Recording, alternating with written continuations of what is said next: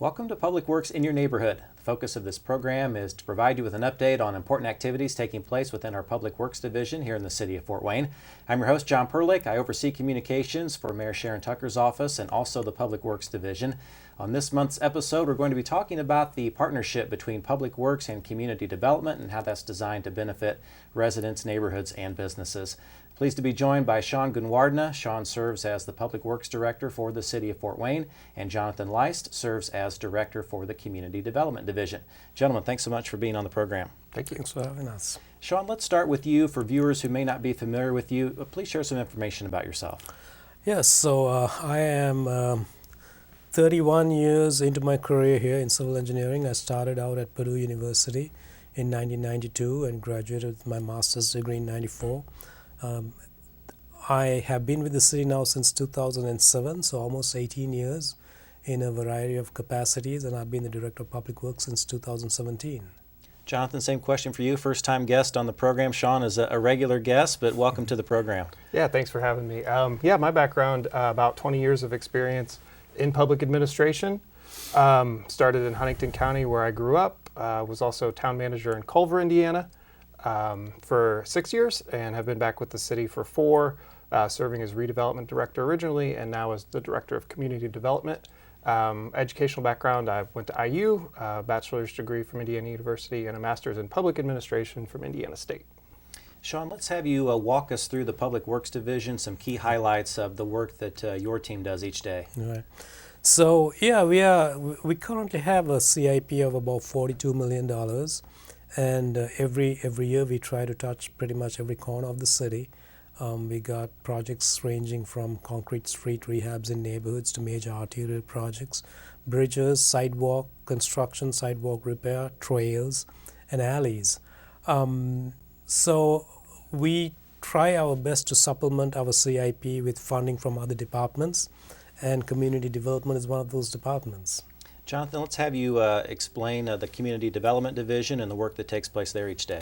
Sure, we do a wide range of projects and services. So we have 5 departments within community development. That includes economic development and redevelopment, neighborhood code, Office of Housing and Neighborhood Services, our neighborhoods department, and planning and policy. So we do everything from enforce tall grass orders, demolitions on dilapidated structures, redevelopment projects in our downtown, employment attraction projects, high-profile projects like the North River redevelopment and the Google Data Center project. Those were really driven by community development in the last few years. Our Housing and Neighborhood Services Department has, it houses our new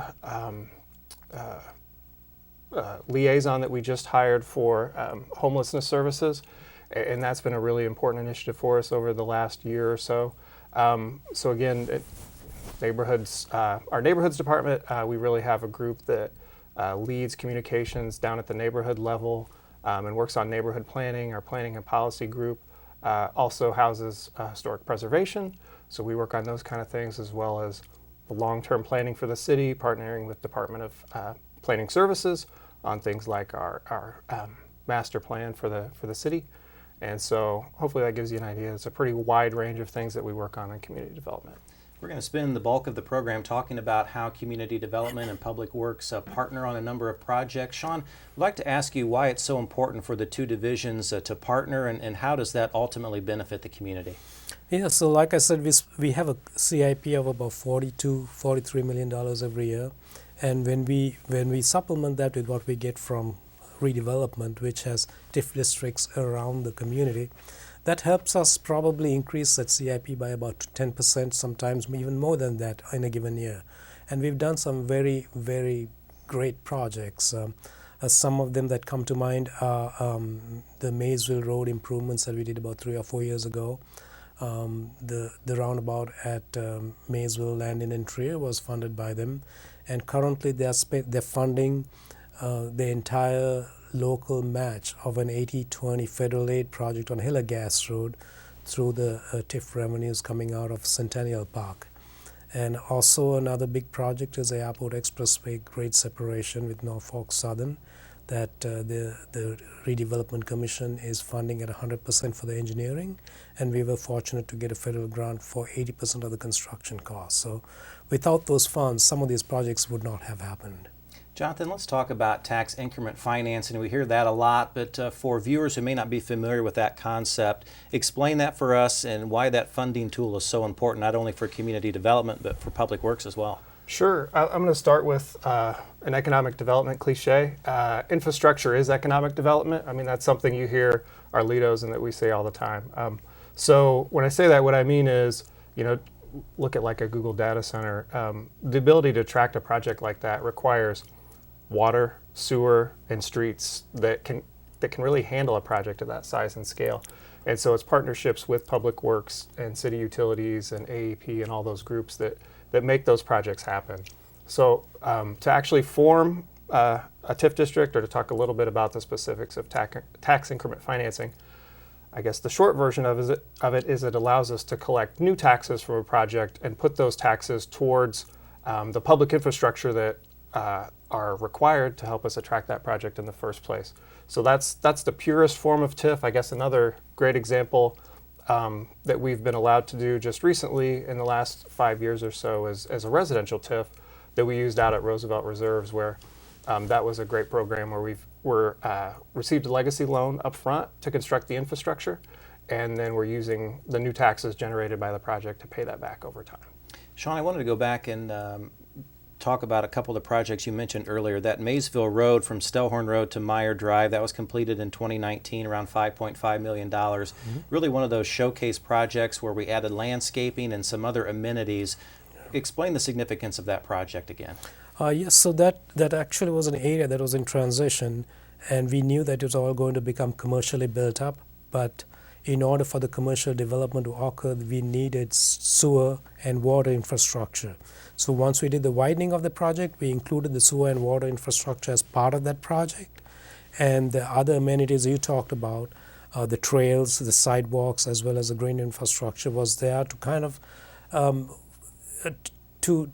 as part of a planning initiative that we have adopted since about 20 years ago, when we started looking at how we can preserve quality of life and property values along all major corridor projects that we do.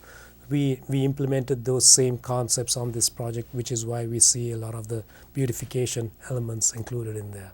The other project you referenced was the Maysville Land and Trier Roundabout in 2017. That was completed at $1.4 million. That was another important project for the northeast quadrant of the city. Yes, so that was an intersection that had a lot of history with accidents. I know the county had done some realignment of that, and it was an all-way stop for a long time. But we felt after the city had annexed that area, we felt that it was important to do something that actually highlighted the entryway into the city, because 3 of those legs are in the city and the other is from coming into the city from New Haven. It was an entryway into the city of Fort Wayne, so we felt that the roundabout was appropriate. It has since resolved in reducing a number of the accidents that we used to see happening at that location, and I think we got some very positive feedback. Recently we took a sculpture that George Morrison had out in front of AEP Plaza, and when the plaza was renovated, he had to take that sculpture out of there, and we were looking for a new home, and we found it in the middle of that roundabout, which is really adjacent to where AEP has another big facility right across from there in New Haven. So we thought that was a nice finishing touch for that. Jonathan, those were 2 TIF projects. Another one was Progress Road and Value Drive improvements at Costco and Kelly. Explain the significance of that in partnership with Public Works. Yeah, I think a lot of these examples, including that one, they can vary anything from industrial development to commercial development. And when we get involved in community development and look at forming a TIF district, one of the things that we want to look at is the economic development impact. So I think Sean's group and Public Works have one lens where they're looking at projects, and when we work together on these kind of projects, I think we bring another perspective, which is how a project like that integrates into the surrounding neighborhood, but also by improving the infrastructure or connectivity to sites like that, giving people greater access to jobs and to retail, so that people can If you're a family that has 2 cars, if we have better sidewalks and bicycle infrastructure to retail areas, can you maybe get by with 1? Giving people that kind of option, I think, is important, and that's the lens we've looked at some of these redevelopment projects and what we want to do on the public infrastructure side through that lens. Some important quality of life projects are taking place in the southeast quadrant. Jonathan, wanted to start with the Pontiac Streetscape. Let's talk about that project, what the significance was of that, and also Public Works played a role in that project. Yeah, so again, going back to economic development is infrastructure. We did a streetscape project funded through community development in partnership with Public Works. So we have a small team in community development that is familiar with construction, that can oversee construction projects, but we're not the experts. We're not planning the entire city's streets. There are improvements throughout the city, traffic, sidewalks, all those kind of things.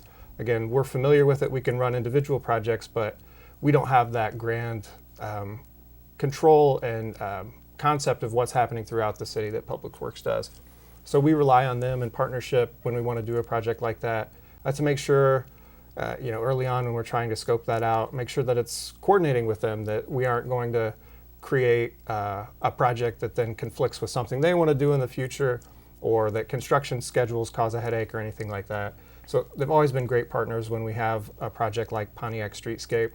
And again, for us, it was not just bringing in the new sidewalks and bioswales and all those physical improvements that you see, but also the impact that it can have on the neighborhoods and the economy through there. So that was a highly prioritized project in our southeast area, area strategy update plan that we adopted a few years ago. Highly vetted through the community, had a ton of support. And it also connected to our Pontiac Street Market project. So being able to tie that in, give the neighborhood access in what was once a food desert, convenient access again where they can walk or bike to get to the store, was really important to us. We also own some former, what were once residential parcels that the city's acquired over time that are opportunities for redevelopment. So having that great street on Pontiac now that's been improved, that provides great access to those sites, we think will be a nice amenity and help us attract additional private investment along Pontiac Street as well. So the Pontiac project was completed in 2024, around $5.2 million in investment there. Oxford Streetscape is a new one. We have some renderings we'll be showing as we discuss this project. Tell us more about that. Yeah, excited. Again, as we finished up Pontiac Street, during that planning for the Southeast Area Plan, we heard, we really need to prioritize a few of those commercial streets. First Pontiac and then Oxford. So we really want to take the same treatment we did on Pontiac and extend it down to Oxford. Again, there's a lot of community assets along Oxford, a health clinic going in, and there's also the community center there. So want to provide people with safe, convenient access. We'll see, again, expanded sidewalks. We'll see some traffic calming measures to make it safer to walk along there, and probably see some bioswales, the same kind of treatment that we saw in Pontiac. So really excited to see that planning come together and hopefully start construction later this year. Sean, your thoughts on how the Pontiac Streetscape project came together and now Oxford being the next investment?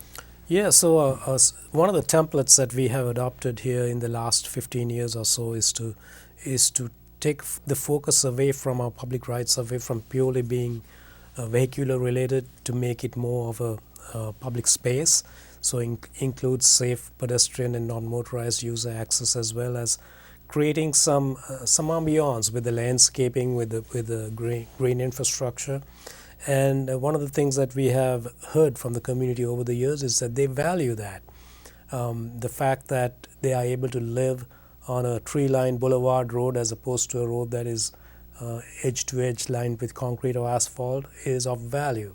And those things, as we have had reinforced to us through public participation process, we try to incorporate them into every single project that we do. I was at a meeting about upcoming federally funded project on North Clinton Street, and in trying to explain what that street was going to look like, we told them it's going to be very similar to what DuPont Road looks like, and the response we got was, we expect nothing less. So to me, that was a vindication of what we had done, and to say that we got it right, so we want you to continue to get it right.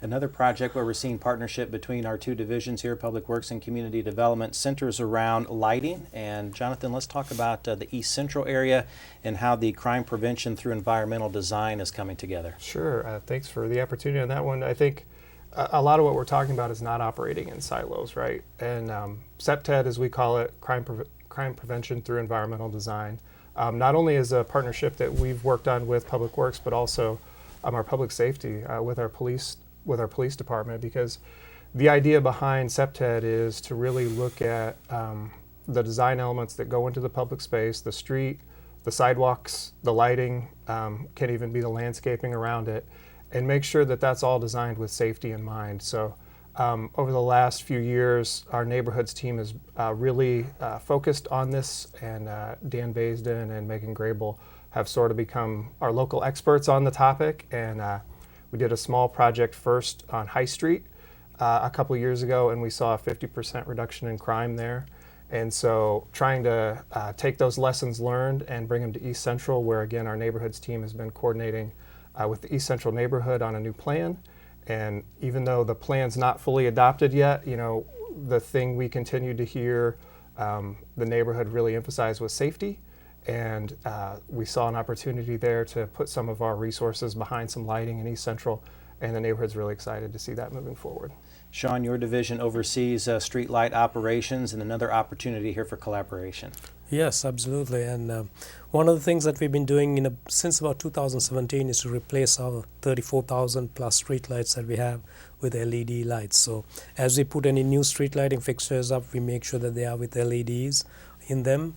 And our latest calculations show that since 2017, we are seeing about $400,000 reduction in energy usage because of our transition to LEDs, and we are only about halfway there. So by the time we get to the entire street being changed over to LEDs, we'll have a pretty significant savings in energy. We work each day to be good stewards of taxpayer dollars and look for ways to maximize our resources to benefit the public. Sean, let's spend a few minutes on our trail system. You oversee Greenways and Trails through Public Works. 2024 saw two major projects be completed. Let's start with Summit Park in the northwest part of the city, $2.6 million, and a big project with help from community development, redevelopment through TIF. Absolutely, and I just want to emphasize that the Redevelopment Commission has been a huge partner in our Trails program, which is one of the most popular programs we have in the city of Fort Wayne. So that particular project was able to connect a lot of mobile home parks that are off of Ludwig Road and Washington Center Road with all the commercial and retail development on Lima Road, including Myers, and Lowe's and all those other places where people shop and even work at. So it was important for those connections to happen because the transit service is not the best in that area, and also not everyone has access to vehicular use. So having an alternative to get them from home to work and back home was pretty critical, and I think that gets utilized very heavily. In the southwest quadrant, we saw Liberty Mills Road Trail be completed in 2024. That was an investment of nearly $1.5 million. Very popular with the residents there, with a connection from neighborhoods to businesses again. And another project that was funded almost entirely by redevelopment. And yes, that had been in the works for a long time. And we were waiting for redevelopment to generate the revenue to get that project funded, but we figured that we could have redevelopment pay us back over a period of time. So we got the project completed ahead of time before the funds were available. And that's proven to be a pretty effective way of getting infrastructure built as well. So yes, that's an extremely popular trail connection. Makes a lot of that area of Boyd Township connected with the shopping in Coventry area.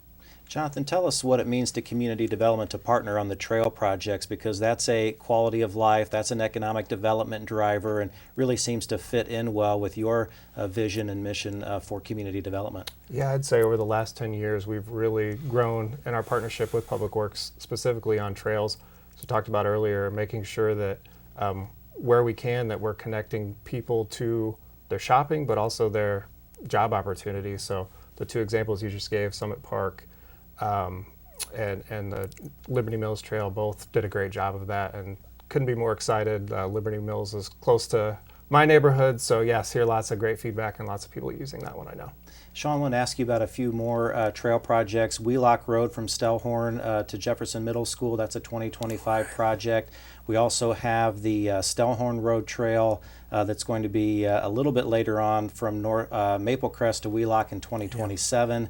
Illinois Road going to see some work in 2025 and 2026. Can you give us a synopsis on those three projects? Yes, once again, all three of them are funded by redevelopment. Jefferson Middle School down to Wheelock Road on the northeast side of town. Part of it was built to the north of there, also was funded through the Redevelopment Commission. And this next portion of it, the reason we are going to tie it all the way down to Stellhorn is because we do need some pedestrian infrastructure on Stellhorn Road, primarily because now that Maple Crest has been completed, there is no connection between Maple Crest and Maysville. That Stellhorn Road corridor is the connection, and once we get pedestrian infrastructure along Stellhorn Road, we will be connecting a lot of our very large neighborhoods, including Arlington Park, Imperial Gardens, with everything on Maple Crest as well as Maysville Road. The other project on Illinois Road has been something that has been under design and planning for a very, very long time. As you know, Illinois Road does not have a lot of or hardly any pedestrian infrastructure, and it's got a lot of retail shopping. Whenever you see a lot of retail businesses along a corridor, there's a lot of folks those are a lot of minimum wage jobs. So you see a lot of folks that are transportation dependent or do not have access to transportation that are working along those corridors. And having pedestrian infrastructure is very critical. And the fact that we were able to partner with the Redevelopment Commission was very critical to us, because it would have been very hard to have gotten that project funded otherwise. Jonathan, in these areas where we're doing trails, we're making a point to be citywide. So each council district, each quadrant is seeing trail activity, and how does that move our community forward? Yeah, as Sean talked about, I think the connectivity is really important. If you have, sections of the city that aren't connected, and having kind of that main hub that goes through eventually downtown, but all our key employment corridors, having that built out in each quadrant of the city, so that each part of our city has access to those day-to-day amenities that they need, either walking with their feet or on a bicycle if they're unable to have 2 or 3 cars like some families have. I think it's very important to be able to offer those transportation opportunities to all our citizens. In addition to doing actual physical projects that the community sees each day, we also do a lot of study to make sure that we're prepared for future projects that will come along in the near and long term. Let's talk about the Washington Center Road cost study. Sean, what does that involve, and how does community development play a role in that? Yes, so we know that that section of Washington Center Road is up for redevelopment. There's a lot of commercial growth opportunities along that corridor, and there's, I think, at least 1 or 2 TIF districts along there. We know that it is in our long-range transportation plan to widen Washington Center Road out to 5 lanes, and we don't want to wait until the development has fully occurred before we start the process of planning those projects. So we are right now getting some engineering studies done to establish some cost estimates and also a scope of the project, so that when the need arises, we are ready to move forward with design and construction of a project as development starts to occur. Sean, another project that Community Development and Public Works are partnering on, Hillegas Road design and land acquisition from West State to West Coliseum. That's going to be an expansive project. Tell us about that initiative.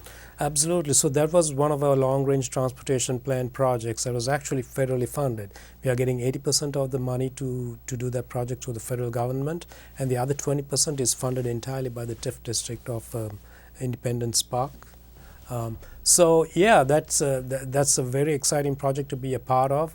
As you know, Ardmore has been widened over time, and the last section of Ardmore that was widened was from Covington Road all the way up to West Jefferson. And the county did, before that, the county did the project where they widened Ardmore, extended Ardmore actually up to Spring Street over the railroad tracks. So that is a major trucking corridor, and we see more and more trucks driving that corridor. And we also see that with the expansion of Bass Road and all the development that's happening out there, more and more traffic is utilizing that corridor as well. So to get that widened, I mean, if you think about all the construction businesses that are located on the south end of Ardmore, a lot of construction traffic uses the Ardmore corridor to get up to the north side of town or even up to I-69. So making sure that corridor is fully ready and able to handle all that traffic is pretty critical. Sean, we also did Grand National Drive improvements. What can you tell us about that project?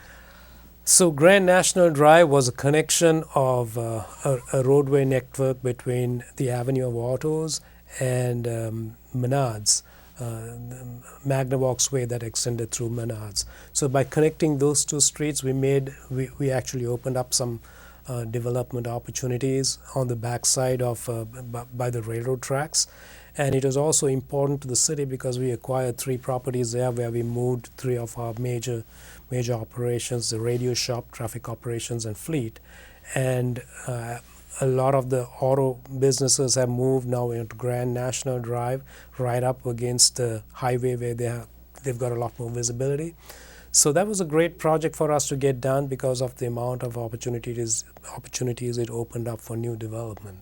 And the final project to touch on, and then we'll get Jonathan's perspective on all of these, would be the Airport Expressway, the railroad crossing separation design, $23.2 million grant from the federal government. We're hopeful that that process will continue to move forward with changes that we're seeing.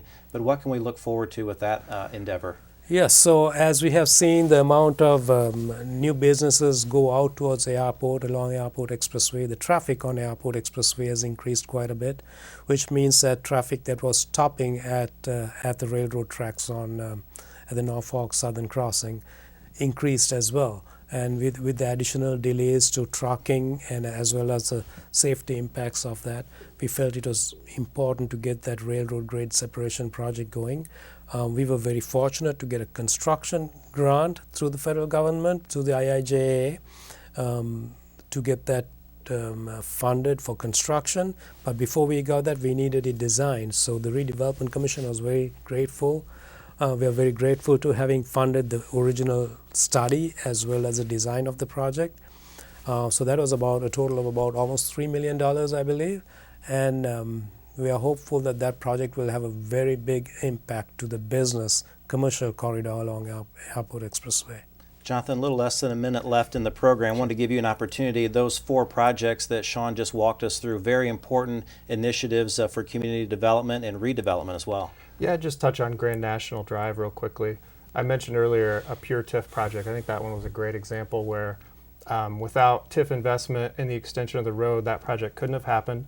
The taxes generated by the new project, by the Kelly development, will pay for that new road. And then the city also was able to turn around and purchase the old buildings and move Sean's staff out there and save the city millions of dollars over building new. So that was one of those that I think using TIF as the tool was the right move and long term save the city millions of dollars. Gentlemen, I've really enjoyed the conversation. Thanks so much for your leadership and commitment to Fort Wayne as we continue to make positive progress here in our community. Thanks for having us, John. Thank you. We'd like to encourage you to visit engage.cityoffortwayne.org for details on a lot of the projects that we talked about on this episode. Thanks for watching Public Works in your neighborhood, and we'll look forward to seeing you again next time.